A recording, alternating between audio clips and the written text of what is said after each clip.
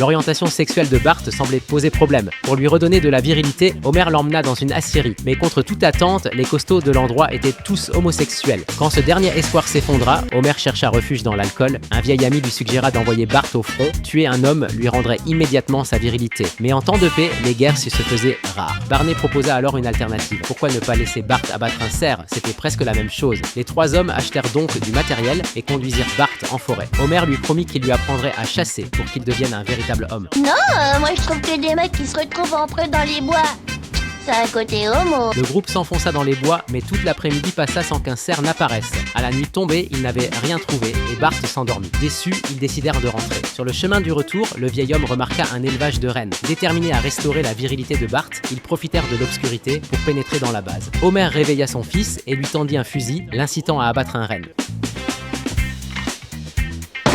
Mais Bart refusa de tuer des créatures innocentes. Effrayé, le troupeau sentit le danger et encercla aussitôt les intrus. La menace était imminente et les compagnons d'Homer se réfugièrent chacun dans une cachette. Il ne resta plus que les Simpsons, père et fils, face aux rennes, prêts à attaquer. Le regard d'Homer se fit déterminé. Il souleva son fils au-dessus de lui et affronta seul les assauts du troupeau. Sa virilité éclatait alors au grand jour. Depuis toujours, il avait tout essayé pour transformer son fils en homme, sans réaliser que donner l'exemple restait la meilleure leçon. Soudain, le troupeau se dispersa. Une machine en forme de Père Noël apparut. Cette fois, la vie d'Homer était vraiment en danger.